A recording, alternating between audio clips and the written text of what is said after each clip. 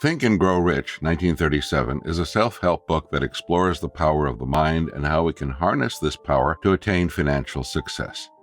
American author Napoleon Hill spent 25 years in research, analyzing thousands of people to understand how the wealthiest individuals of his time achieved success.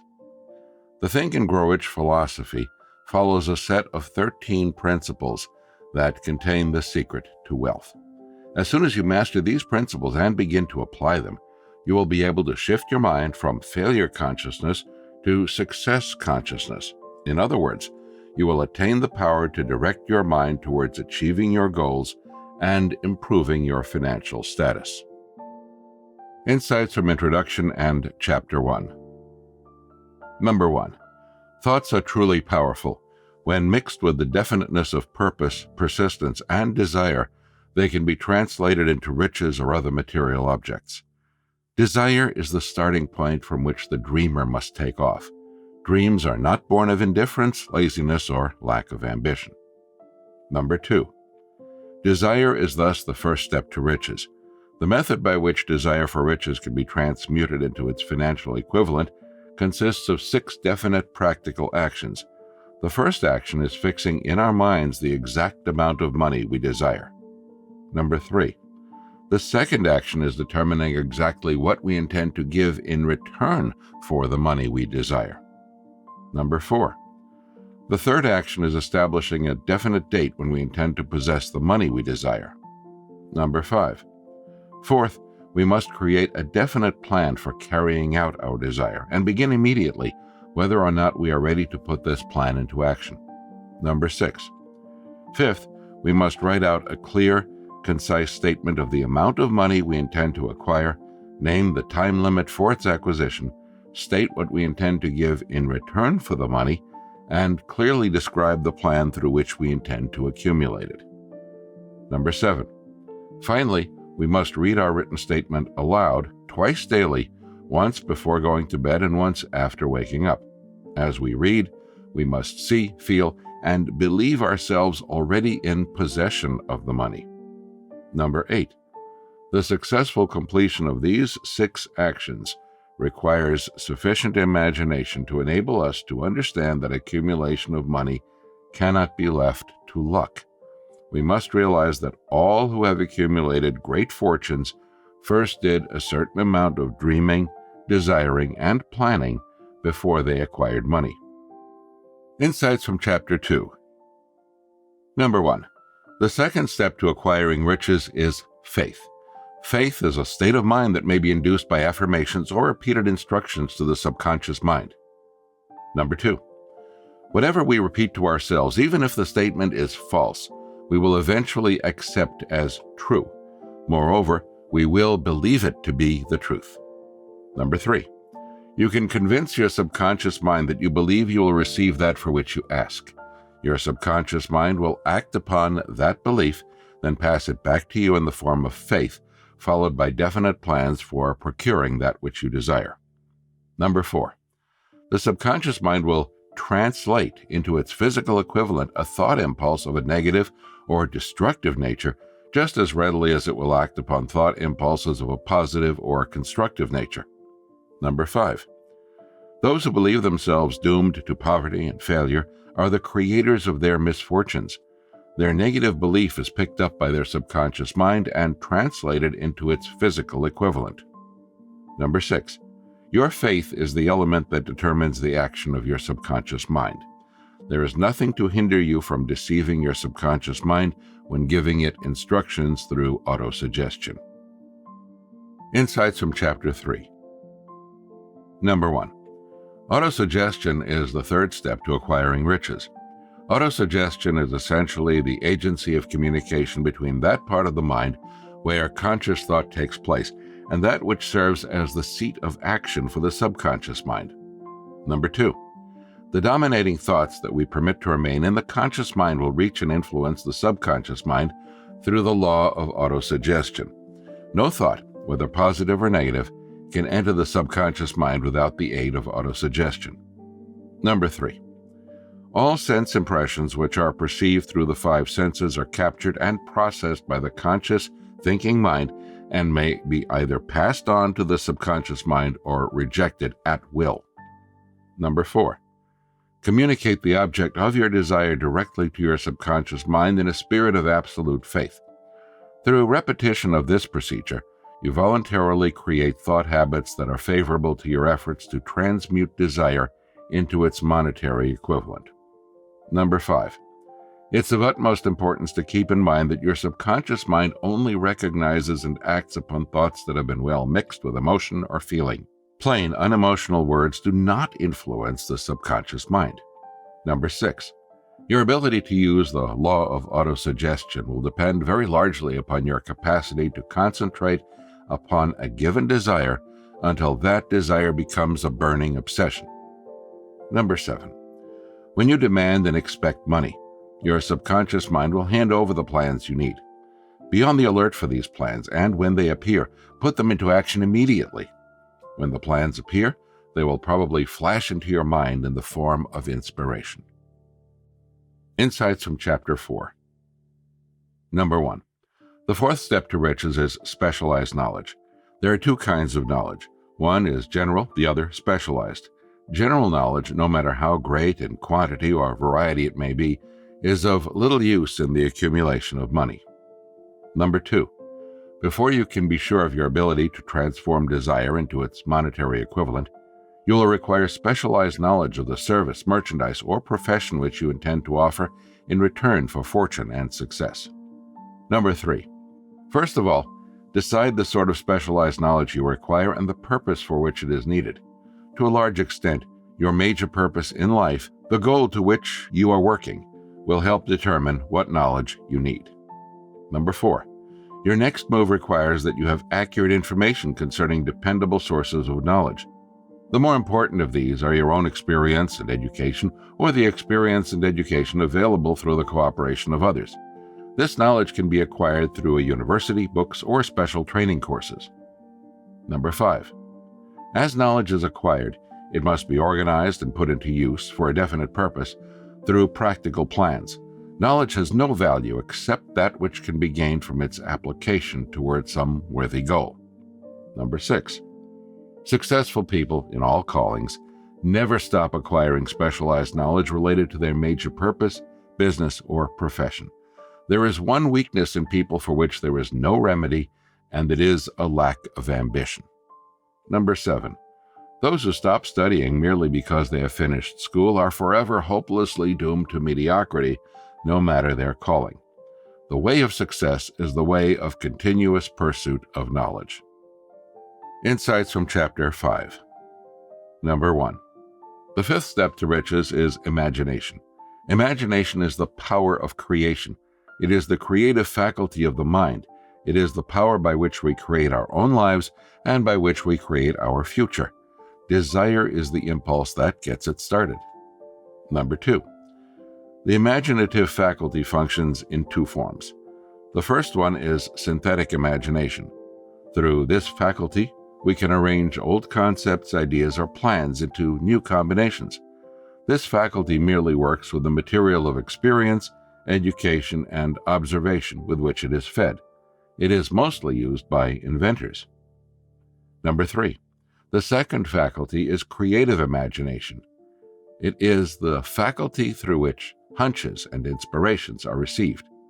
It is by this faculty that all basic or new ideas are handed over to us.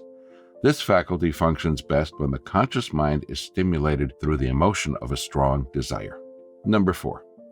While synthetic imagination is used most frequently in the process of transforming the impulse of desire into money, you may face situations that demand the use of creative imagination as well. Number 5. Your imaginative faculty may have become weak through inaction. It can be revived and made alert through use. Center your attention, for the time being, on developing synthetic imagination. Number 6. Transforming the intangible impulse of desire into the tangible reality of money calls for the use of a plan or plans which must be formed with the aid of imagination, mainly synthetic imagination. Insights from Chapter 6. Number 1. Organized planning is the sixth step to riches. A definite practical plan is needed for the transformation of desire into its monetary equivalent. To build a practical plan, you must first ally yourself with people who can help you create and carry out your plan for the accumulation of money. Number 2, before forming this group of people, decide what advantages and benefits you may offer the individual members of your group in return for their cooperation. After all, no one will work indefinitely without some form of compensation. Number 3, you must then arrange to meet with the members of your group at least twice a week until you have jointly perfected the necessary plans for the accumulation of money. It's important to maintain perfect harmony between yourself and every member of your group. Number 4, no individual has sufficient experience, education, native ability, and knowledge to ensure the accumulation of a great fortune without the cooperation of other people. Every plan you adopt in your endeavor to accumulate wealth should be the joint creation of yourself and every other member of your group. Number 5, you may originate your own plans, either in whole or in part, but you must see that those plans are checked and approved by the members of your group. Number 6, the most intelligent individual cannot succeed in any undertaking without plans which are practical and workable. When your plans fail, remember that temporary defeat is not permanent failure. It may only mean that your plans have not been sound. Build other plans. Start over again. Number 7, people only meet with failure when there is a lack of persistence. Thomas Edison was met with temporary defeat 10,000 times before he perfected the incandescent electric light bulb. Insights from Chapter 7. Number 1. Analysis of several hundred people who had accumulated fortunes well beyond the $1 million mark found that every one of them had the habit of reaching decisions promptly and of changing these decisions slowly if and when they were changed. Decision is thus the 7th step to riches. Number 2. People who fail to accumulate money, without exception, have the habit of reaching decisions, if at all, very slowly, and of changing these decisions quickly and often.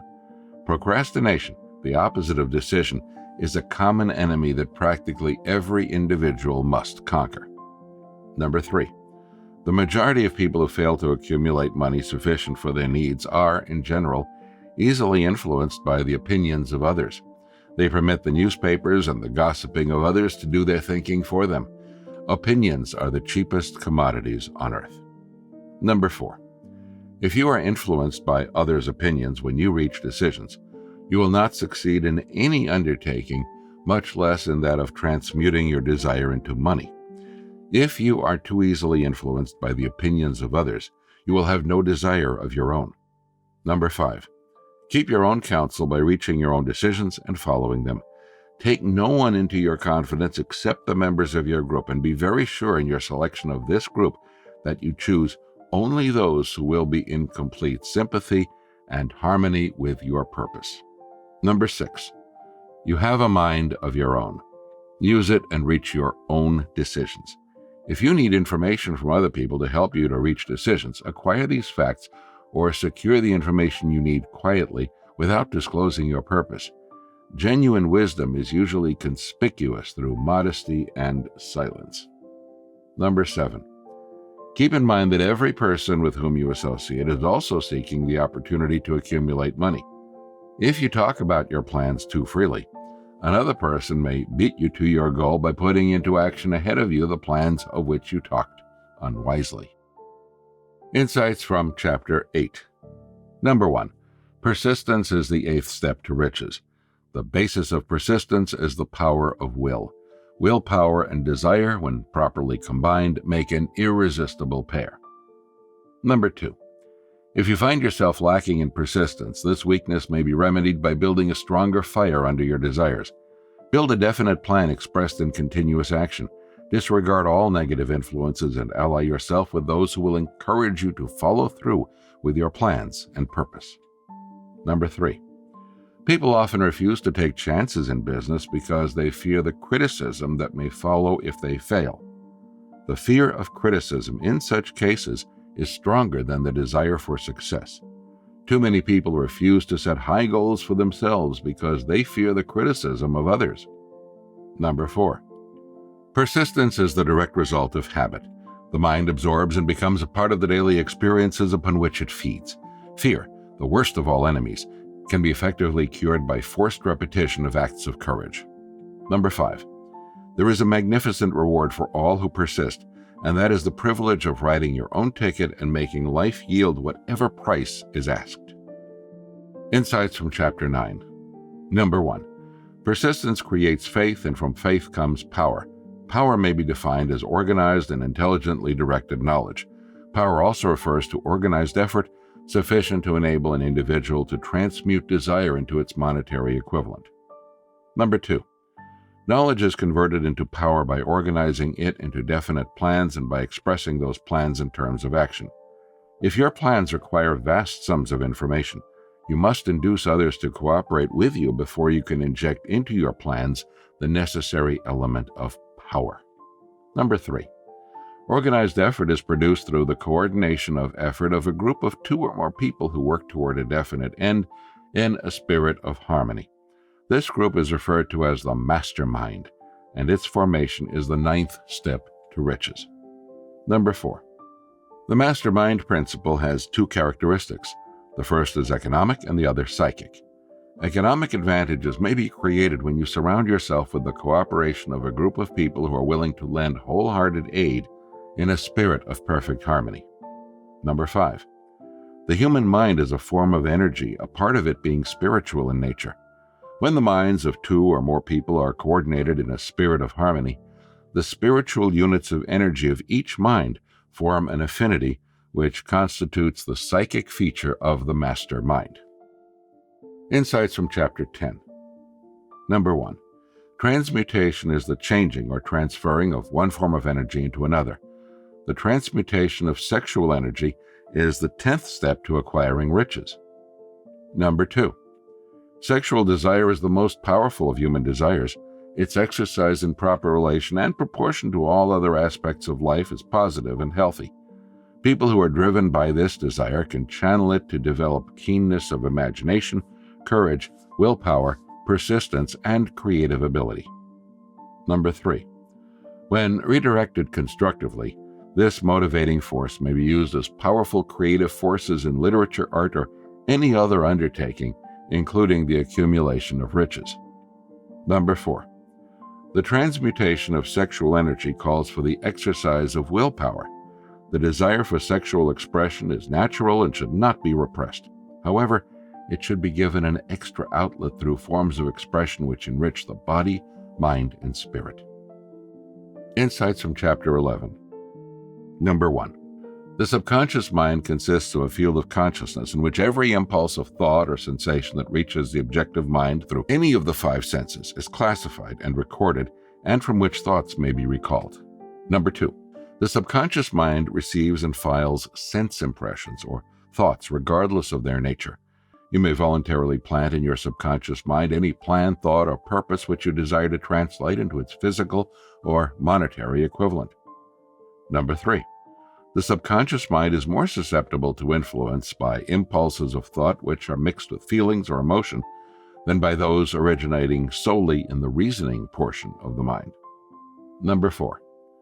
7 major negative emotions automatically inject themselves into the thought impulses, which ensures their passage into the subconscious mind. These emotions are fear, jealousy, hatred, revenge, greed, superstition, and anger.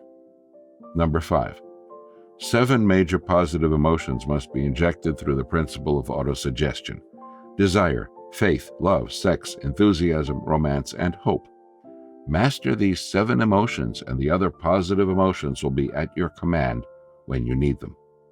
Number 6. Positive and negative emotions cannot occupy the mind at the same time. It is your responsibility to make sure that positive emotions dominate your mind. Form the habit of applying and using positive emotions, and eventually they will completely overshadow the negative ones. That's the 11th step to riches.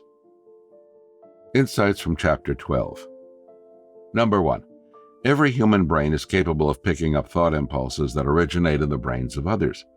That means that every human brain is also capable of transmitting its thought impulses. Operation of these mental stations with the help of autosuggestion is the 12th step to riches. Number 2. Creative imagination is the mechanism by which intuition and hunches seem to spring out of thin air, and by which two or more people, working closely together in a state of intense concentration and focus, seem to anticipate each other's next thoughts, actions, insights, and even actual words. Number 3. When highly stimulated, the mind becomes more receptive to thought impulses that somehow reach it from sources outside itself. This stimulation is caused by powerful emotions, either positive or negative. Only highly intensified thought impulses are transmitted from one brain to another through this mysterious and still not understood process. Number 4. Thus, creative imagination is the receiving set of the brain through which thought impulses are picked up. The subconscious mind, on the other hand, is the sending station of the brain through which thought impulses are broadcast. Insights from Chapter 13. Number 1. The 13th step to riches, the final step, is known as the sixth sense. This principle is the apex of the Think and Grow Rich philosophy. It can be assimilated, understood, and applied only by first mastering the other 12 principles. Number 2. The sixth sense is that portion of the subconscious mind that has been referred to as creative imagination. Understanding of the sixth sense comes only by meditation through mind development from within. Number 3. The sixth sense most likely is the medium of contact between the finite human mind and the infinite intelligence of the universe. Thus, it is a mixture of both the mental and the spiritual, and the point at which the human mind connects with the universe. Number 4. Through the aid of the sixth sense, you will be warned of impending dangers in time to avoid them and notified of opportunities in time to embrace them. Number 5. So far, science has not discovered where the site of the sixth sense is located. Still, the fact remains that human beings do receive accurate knowledge through sources other than the 5 physical senses. Such knowledge generally is received when the mind is under the influence of extraordinary stimulation.